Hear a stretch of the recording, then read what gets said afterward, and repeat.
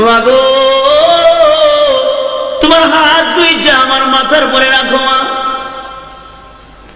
মা গো দুধের দাবিটা মাফ করে দিও। আমি মদিনায় চললাম পাক পবিত্র হইবার জন্য। মা আমার মাথায় হাত দিয়ে আমারে জিন্দেগীর শেষ দোয়াটা তুমি এখন দিয়ে দাও। মা তোমার সন্তানের জীবনের শেষ লোকমা খাবারটা তুমি খাওয়ায় দাও। তোমার সন্তান আর কোনদিন তোমার দরবারে এসে দাঁড়াবে না মা। বাবার কাছে দেখো বাবা গো, ও বাবা দেন ওই বুকটা একটু দেন। কত বুকের মধ্যে শোয়া রাখছেন বাবা, বুকটা একটু দেন। জিন্দগির শেষবারের মতো আমার বুকটা আপনার বুকের সাথে একটু লাগা যায়। বাবা গো আমার বিচার হইব মদিনায়। পিতামাতার কাছ থেকে জিন্দগির শেষ বিদায় নিয়ে নজন যুবক যাত্রা আরম্ভ করছে মদিনার দিকে। এদিক দিয়ে মসজিদের নববীতে জুমার নামাজের আযান হয়ে গেছে, এখনো পর্যন্ত কেউ মদিনা আসে নাই। খলিফাতুল মুসলিমিন হযরত ওমর পত্রবাহক পাঠিয়ে দিয়েছেন আবু যর গিফারির বাড়িতে। আবু যর জীবনের শেষ জুমার নামাজ পড়াইবার লাগা মসজিদে নববীতে এসে যান। আপনার জিন্দেগীর শেষ জুমা আজকে মদিনায় হইতে পারে। আপনার ভাই যদি ফেরত না আসে তাহলে আপনার ভাইয়ের জায়গায় আপনার মৃত্যুদণ্ড প্রদান করা হবে। হযরতে আবু যর গিফারি জিন্দেগীর শেষ জুমার নামাজের প্রস্তুতি নিয়ে মদিনায় পয়গম্বরের মসজিদে হাজির হয়ে গেছে। খলিফাতুল মুসলিমিন জুমার নামাজের ইমামতি করেছেন, সালাম ফিরাইছেন, আসসালামু আলাইকুম ওয়া রাহমাতুল্লাহ, আসসালামু আলাইকুম ওয়া রাহমাতুল্লাহ। নামাজ শেষ হয়ে গেছে। পর্যায়ক্রমে খলিফাতুল মুসলিমিন বিচারকেরা শুনে বসছেন। 9 জন দুই যুবক দুই ভাই এসে বাবার হত্যার মামলা বিচার দাবি করছে। খলিফাতুল মুসলিমিন আদেশ প্রয়োগ করলেন, জল্লাদ রে। খলিফার চোখ দিয়া ঝর্ণার মতো পানির ফোঁটা গড়ায় গড়ায় পড়তেছে।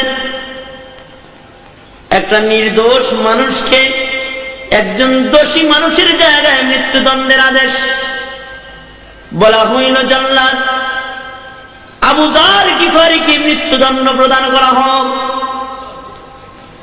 এই শব্দটা মদিনার মুসলমানদের কানে পৌঁছার সাথে সাথে পুরো মদিনায় কান্নার রোল পড়ে গেছে। কারণ এতেও স্বাভাবিক একজন কোন সাহাবী নয়, বড় দামি সাহাবী। আবু যর গিফারি এমন একজন সাহাবী, হযরতে জিবরাইল আলাইহিস সালাতু ওয়াস সালাম আপনার আমার নবীর কাছে আসছে। আয়েশা বলে, পয়গম্বর ওই যে চাদর মুড়ে দিয়ে হাইটা যায় আপনার সাহাবী আবু যর। নবী বলেন, জিবরাইল আমার সাহাবী আবু যর আপনি কেমন করে চিনেন? জিবরাইল বলে, পয়গম্বর গো আপনার সাহাবী আবু যর রে শুধুই মাত্র আমি জিবরাইল চিনি তা নয়, আকাশে আল্লাহর যত ফেরেশতা আছে আসমানের সকল ফেরেশতারা আপনার সাহাবী আবু যর রে চিনে। দুইটা কারণে আকাশের ফেরেশতা আবু যর গিফারিরে চিনে, দুই কারণে। এক নাম্বার লিসিগারিহি আলা নাফসিহি, নিজের নিজে খুব ছোট মনে করে আল্লাহ যদি জাহান্নামে দিবার লাগা কোনো মানুষ বানায় থাকে তাহলে মনে হয় আমারে বানাইছে। আর একটা কারণ হলো লিকাসরাতি তিলাওয়াতি সূরাতুল ইখলাস। সূরা ইখলাস নামে একটা সূরা আছে যা 3 বার পড়লে খতমের সওয়াব জমা করা হয়।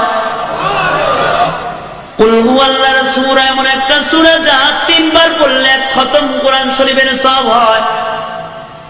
আবু যর এই সূরাটা এত বেশি তেলাওয়াত করে যে তার আমল নামায় এত খতমের সওয়াব আছে যা অন্য কোন মানুষের আমল নামায় নাই। সুবহানাল্লাহ। মদিনার লোকেরা কান্দে, নির্দোষ একটা মানুষের জায়গায় এমন একজন বরকতি মানুষকে মৃত্যুদণ্ড প্রদান করা হবে রে। মদিনার সবাই কাঁদতেছে, কিন্তু একজন হাসে। হযরত আবু যার কিখানি হাসতেছেন। লোকেরা বলে, আবু যার তুমি হাসো, কেন হাসো? আবু যার বলে, তোমরা কেন কাঁদো? কাঁদো না, আমি আমার নবীর শাফাত কিনতেছি, আজকে শাফাত খরিদ করতেছি। আমার নবী